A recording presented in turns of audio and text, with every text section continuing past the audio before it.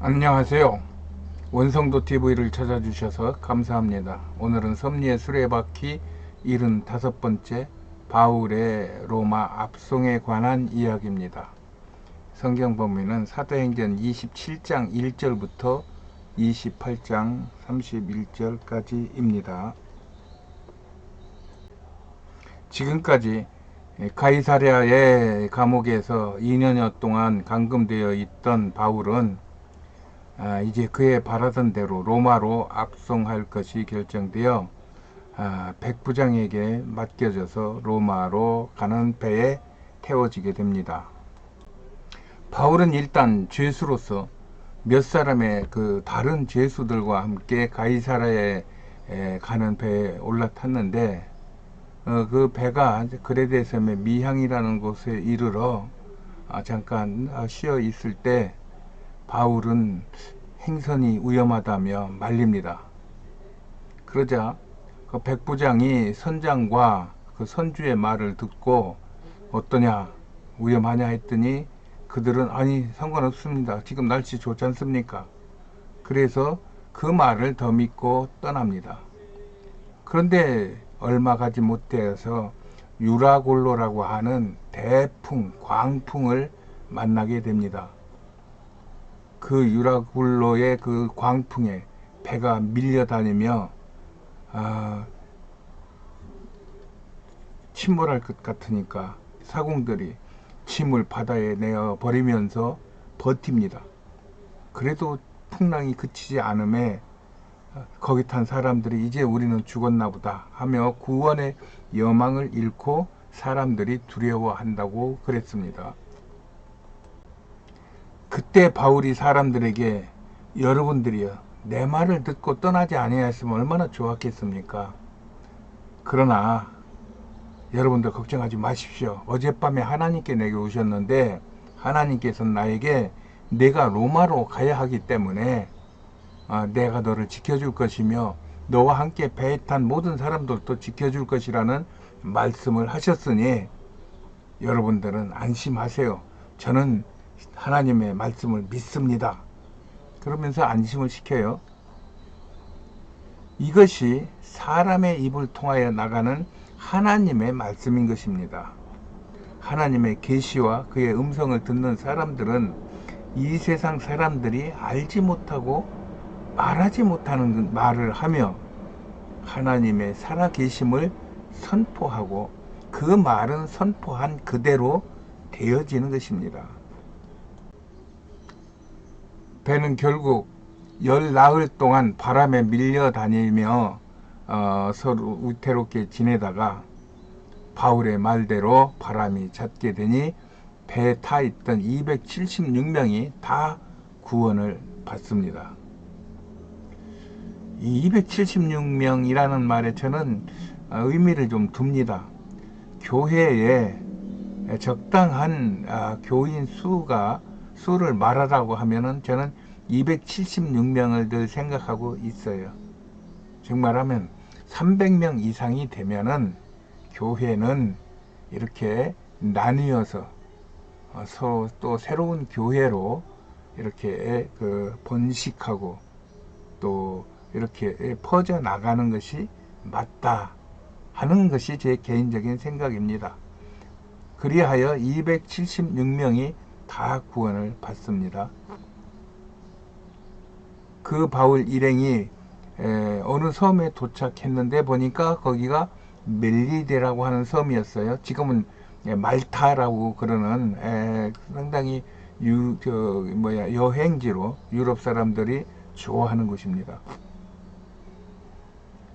그랬더니 그곳 주민들이 바울 일행을 맞아들이면서 추운데 고생했고 또 풍랑 만나서 고생했으니 잠깐 좀 쉬라고 하면서 나무를 갈았다가 불을 떼워주고 그들을 몸을 데피는데 그때 독사 하나가 나와서 바울의 손을 물어버립니다.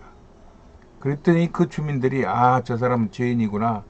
하나님께서 바다에서는 지켜줬는지 몰라도 이 땅에서 안 지켜주시는구나. 저는 금방 죽겠다. 이런 생각을 하고 있는데 바울이 그 뱀을 떨어버리고 멀쩡하다 이 말입니다. 그랬더니 사람들이 이 사람은 죄인이 아니라 신이구나 하면서 그 사람을 받들기 시작하고, 바울은 그때 그 섬에 있는 보블리오라고 하는 부자의 집에 3개월 동안 머물고 있는데, 그때 그의 아버지의 열병을 낫게 하자 많은 사람들이 찾아와 치료를 받고 바울에게 은혜를 입고, 그리고 바울이 3개월 후에 떠나려고 하니까 있는 것 없는 것들을 다 모아가지고 바울의 여행에 쓸 수 있도록 바울을 극진히 대접하며 환송을 합니다.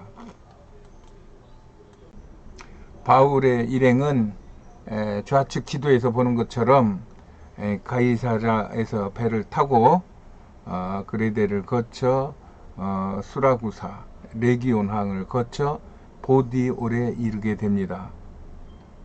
거기에서 바울을 기다리는 형제를 만나 7일을 함께 머무르게 됩니다. 나도 10여 년 전에 이 보디올에서 가본 적이 있어요. 로마에서 선교사 수련회에 참석했다가 갑자기 보디올을 보고 싶은 마음에 아무 준비 없이 들렸다가 고생을 참 많이 한 곳입니다. 보디올은 폼페이를 지나 이태리 남부에 있는 상당히 먼 곳에 있는데, 또 먼 것보다 그 보디올 도시 자체가 내가 생각했던 것보다는 엄청 큰 거예요. 그래서 그곳에서 고생하면서 바울의 도착 교회를 찾고 보니, 그 바울의 도착 교회라는 이름은 없고 마리아 교회라고 하는 카톨릭 교회였어요. 그래서 사람들이 그 바울의 도착 교회라는 개념이 없었어요. 그 인포메이션 센터에 가도 몰라요. 그래가지고 사람들에게 묻고 고생하면서 찾았더니 거기가 마리아 교회라는 카톨릭 교회였어요. 교회 안에는 카톨릭 교회 내 유일하게 바울의 동상이 강대상 옆에 서져 있었어요. 내가 10여 년 전에 갔을 때, 그때 요한 2세인가 하는 그 교황이 거기를 얼마 전에 다녀갔나 봐요. 그래가지고 카톨릭 교회에 바울의 동상만 서 있는 게 안 좋았던지 그 교황의 동상을 그때 막 세우고 있었어요. 근데 바울의 동상보다 훨씬 더 크게 그렇게 세우더라고요. 가톨릭의 어떤 무언가 기독교 전체를 아우를 수 있는 그런 정신보다는, 가톨릭이 기독교 전체에서는 수장적인 위치에 있고 모든 면에서 앞서간다고 하는 주장을 어지간히 하고 싶어 하는구나 하는 생각을 그때 해봤어요. 교회에서 나와가지고 바다 쪽으로 향한 쪽으로 이제 바다도 볼 겸 좀 걸을 겸 해가지고 나왔어요. 근데 바다 쪽으로 향한 그 교회 벽에 누군가가 철필로 이렇게 낙서를 한 것 같은 그런 어떤 그림이 눈에 들어와가지고 가봤어요. 가봤더니 그것이 바울이 그 교회에 도착하는 장면을 그냥 철필로 이렇게 쭉 그 선으로 이렇게 찍찍 그어 만든 그러한 만화 같은 그러한 그림이었는데, 그 그림을 보는 순간에 그 장면들과 표정들이 눈에 확 들어오는 거예요.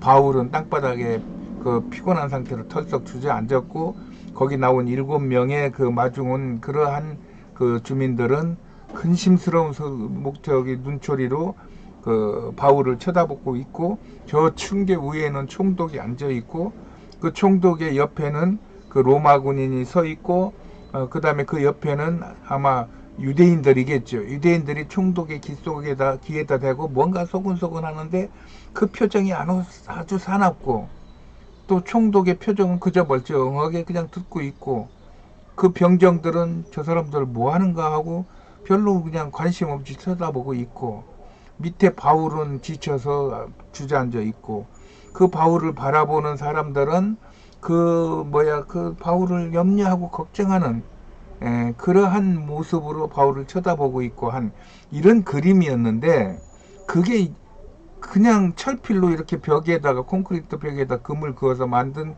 그림이었는데 그 표정들이 그렇게 생생하게 저한테 살아나올 수가 없었어요.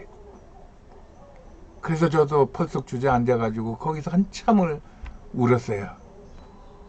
그러면서 바울이 여지까지 저희도 같이 쫓아왔지만 바울의 삶이 그 다메섹에서부터 시작하여 여기까지 오는 그 과정 한 10여 년, 15년 가량 될 것 같은데 그런 정도의 삶이 그냥 파노라마처럼 쭉 지나면서 그로 인한 바울이 느꼈을 그 심정과 또 어떤 때는 분노와 어떤 때는 그들을 불쌍히 여기는 마음과 뭐 이런저런 애증의 그러한 삶이 저에게 확 밀려오면서 저도 그때 큰 감동 속에서 울음을 터뜨렸던 적이 있습니다. 그 그림이 저는 그때 카메라가 없어가지고 사진을 못 찍었는데 지금 보니까 그림이 조금 그려져 있는 것이 어렴풋이 보이는데 이거는 그림이고 그때는 이렇게 그 철필로 이렇게 파서 벽을 파서 만들었는데 이런 테두리도 없었고 그랬는데 아마 그 부분을 다시 이렇게 좀 개량을 한 것 같습니다. 여하튼 이 보디올의 이 감동은 내가 하나님의 나라의 영광을 보았을 때의 감동과 거의 맞먹어 평생에 생생한 나의 그 영적 추억이 되었습니다. 유진 피터슨이라는 그 목사가 얼마 전에 돌아가신 걸로 알고 있는데 그분이 장소의 영성을 주장했습니다. 하나님의 역사가 있었던 그 장소는 시간과 공간에 상관없이 거기에 가 있으면은 그때의 바울이 받았던 감동, 그때의 베드로가 받았던 감동, 그때 신앙의 선진들이 받았던 감동들을 그대로 받을 수 있다는 것이 그분의 주장이었는데 저는 그것에 공감합니다. 그래서 저는 신앙의 선배들의 그런 어떤 역사가 있는 곳을 이렇게 둘러보기를 좋아하고 가면은 분명히 그런 이 보디올의 감동과 만큼 그렇게 어마어마한 감동은 아니어도 깨달음이 새로워지고 그 다음에 마음의 감동이 새로워지는 것을 느끼곤 하죠. 바울은 이 보디엘에서 7일을 머무르다가 이 아피아 가도를 거쳐서 로마로 들어갑니다. 로마에 들어간 바울은 자기를 지키는 한 군사와 함께 삼관이라는 데 따로 있으며 유대인들에게 아침부터 저녁까지 강론하여 하나님의 나라를 증거하고 모세의 율법과 선지자의 말을 가지고 예수의 말로 권하였으나 사람들이 별로 관심을 갖지 않아요. 그러자 바울이 너희가 듣기는 들어도 도무지 깨닫지 못하면 보기는 보아도 도무지 알지도 못하는구나. 그런즉 하나님의 이 구원의 소식을 나는 이방인에게로 가서 전할 것이다. 그러며 바울이 온 이태를 자기 셋집에 거하면서 자기에게 오는 이방인에게도 다 예수를 영접하게 하여